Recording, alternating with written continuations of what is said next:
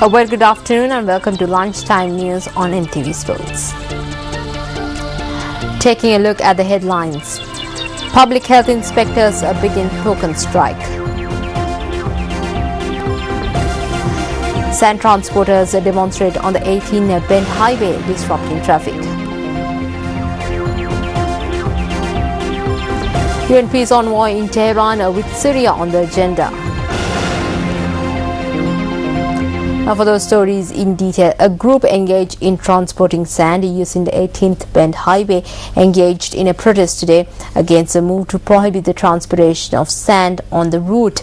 Our correspondent noted that the demonstration disrupted traffic on the Mahayangane Kandy Road.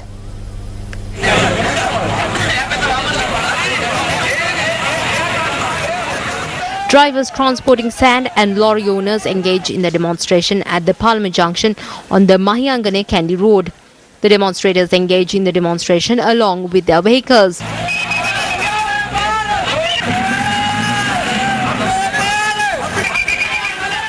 Although the Assistant Superintendent of Police arrived at the location, attempts made to control the demonstrators proved futile. Subsequently, the Chief Minister of the Central Province, Sarath Ekanaika, arrived at the location.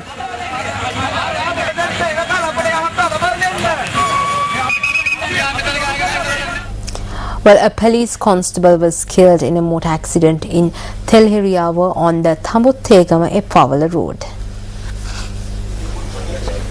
Another person sustained injuries.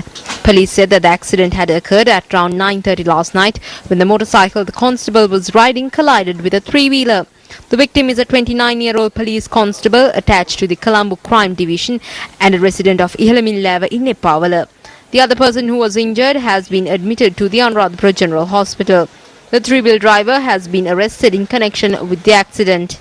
Meanwhile, a van that had met with an accident caught fire between Galanigama and Kahatuduwa on the Southern Expressway. The police said that the van caught fire at around 6 a.m. this morning. The van was travelling from Galle to Colombo. No injuries were reported. Well, today is day 4 of the Champions Torch Relay organised for the first time by a media network in Sri Lanka. The Champions Torch Relay is a beacon of hope for young sportsmen and women across Sri Lanka.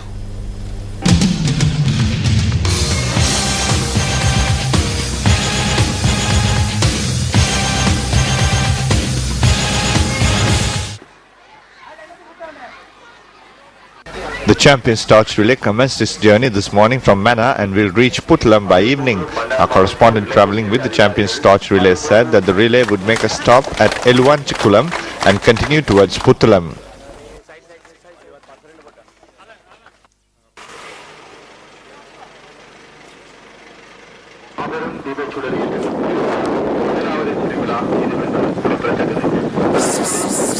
I'm so impressed that the Champion Network has brought the Champions Torch here today to Mannar because I think the children of Sri Lanka are very, very inspired by seeing this torch carried from the north of the country to the south. So I really thank MTV, NBC, and Sri Lanka Youth for sponsoring this event. I think it's a wonderful, wonderful thing for the children of Sri Lanka.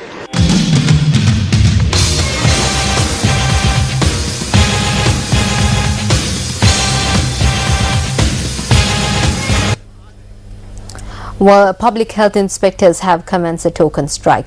Secretary of the Public Health Inspectors Association of Sri Lanka, Sarath Bandara, said that they have withdrawn from all duties pertaining to the dengue prevention month starting today.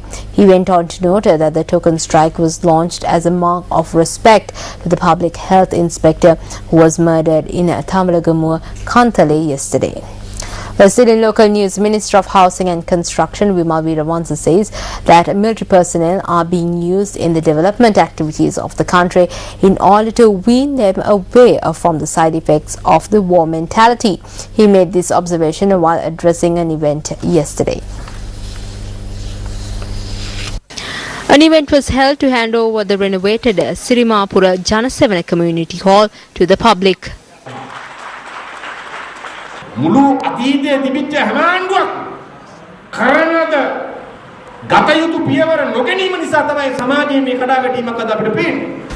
දැන් අපරාධ වැඩි වෙලා තියෙනවා. There's a collapse in society because every government in the past neglected this aspect. They say that crime is on the rise. The police clearly says that there is no increase in crime. It's just as before. However, the brutality has seen an increase. We are facing the consequences after 3 decades of war. Today, the armed forces are in the forefront in development. A member of armed forces begins to imagine various things when he is just idle after coming back home from war as a hero. Give him a war. If there is no war, then at least give him the battle to develop the country. We can avoid the consequences of a war mentality by binding together the mentality of the members of the armed forces with the requirements of the country. මනස රටේ පොදු අවශ්‍යතාවත් එක්ක ගැට ගහලා පවත්වාගෙන ගියොත් තමයි ඔහුගෙන් හානිකර ප්‍රතිවිපාකයක් යුද්ධයේ බලපෑමෙන් ඇතිවිය හැකි අතුරු ප්‍රතිවිපාක ඔහුගෙන් අත් නොවෙන්නේ. Well, former Army Commander Sarath Fonseca visited the Sri Dharma Vijaya Loka Vihara yesterday.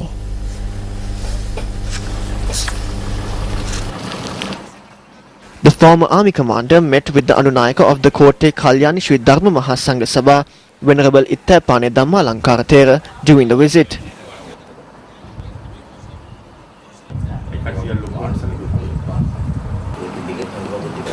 DNA parliamentarian Arjuna Ranatunga accompanied the former army commander.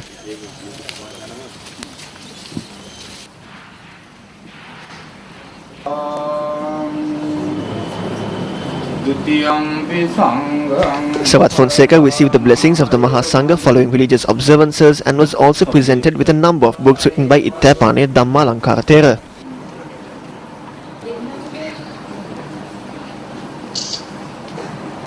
නායක හාමුදුරුවන් වහන්සේ නැවතත් මතක් කර හිටියා මේ රටේ පවතින සදාචාරයෙන් තොර.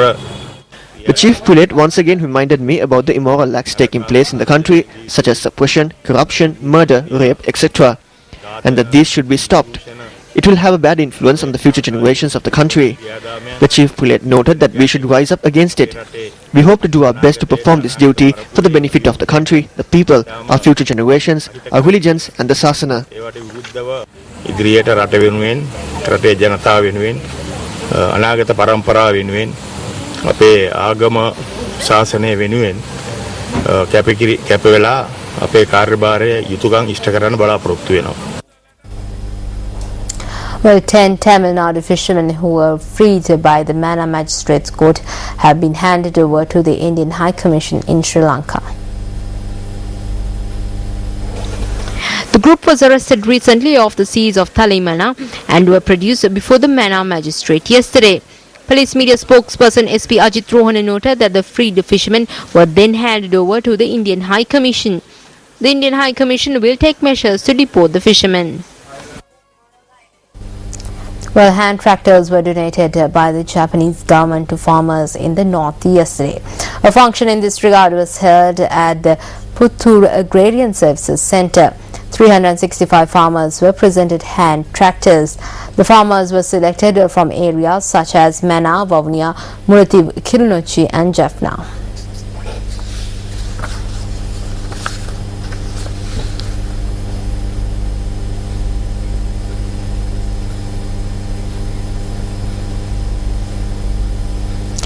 Well, British High Commissioner to Sri Lanka John Rankin is currently touring Jaffna.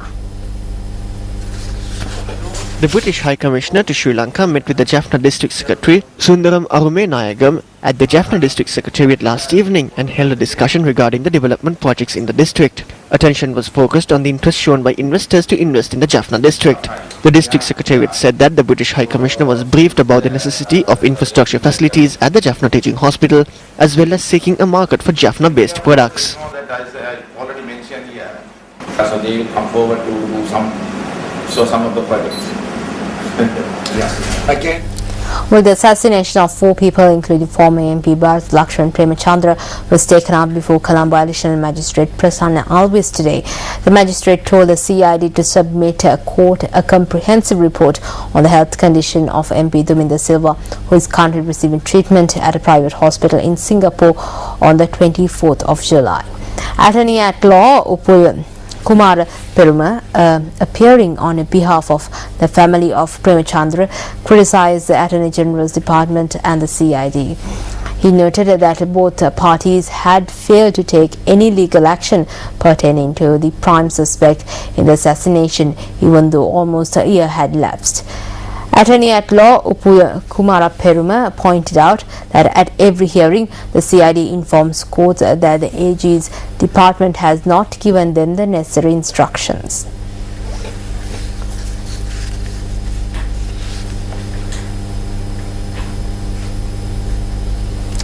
Well, the United National Party says that if the government politicians use state property for the forthcoming provincial council election, the party will not hesitate to take legal action. This was stated by UMP General Secretary Tissa Attanayaka at a media briefing in Colombo this morning.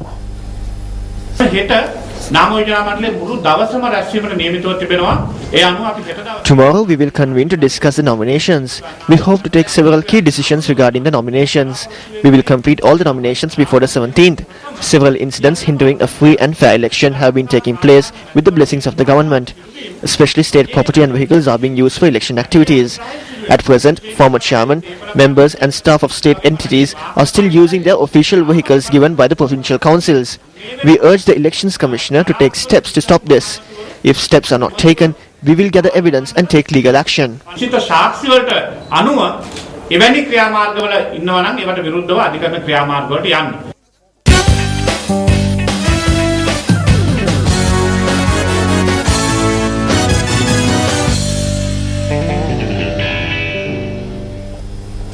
Well, day 3 of the third and final test between Sri Lanka and Pakistan is currently underway at the Pallekele International Cricket Stadium in Kandy.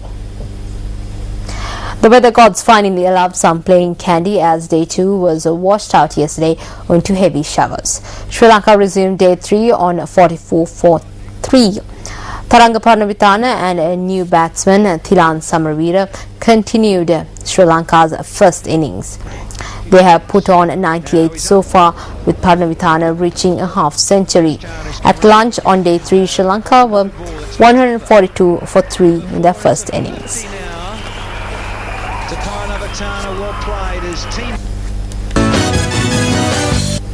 Well, with that we wrap up this edition of Lunchtime News, but I'll see you again at 1:55 with the very latest. Until then, take care.